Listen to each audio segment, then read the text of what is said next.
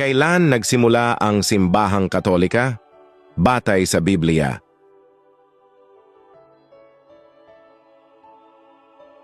Alam mo ba? Ang simbahang Katolika ay hindi nagsimula sa Roma, kundi sa Biblia mismo. Hindi nagsimula ang simbahang Katolika sa tao, sa emperador o sa tradisyon. Nagsimula ito kay Jesus Christ mismo. Sa Mateo 16:18, sinabi ni Jesus kay Pedro, "Ikaw ay Pedro, at sa batong ito ay itatayo ko ang aking iglesia, at hindi ito magagapi ng kapangyarihan ng kamatayan." Dito pa lang, may itinatayo ng iglesia si Jesus. Hindi ito ideya ng tao. Ito ay plano ng Diyos. Hindi rin iniwan ni Jesus ang kanyang iglesia na walang pamumuno.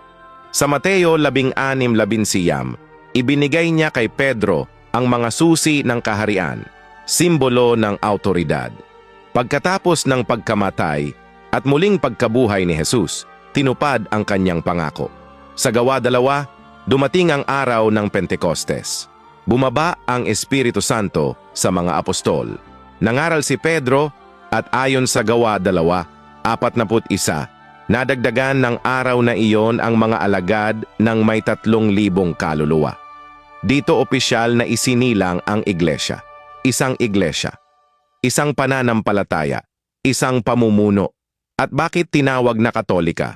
Ang salitang Katoliko ay mula sa Griego na katolikos, na ang ibig sabihin ay pangkalahatan o para sa lahat. Katulad ng sinabi sa Mateo 28:19, "Humayo kayo at gawin ninyong alagad ang lahat ng bansa." Hindi para sa iisang lahi, hindi para sa iisang lugar, kundi para sa buong mundo. Iyan ang simbahang itinayo ni Jesus, iisa, buhay, at nagpatuloy mula sa Biblia hanggang ngayon.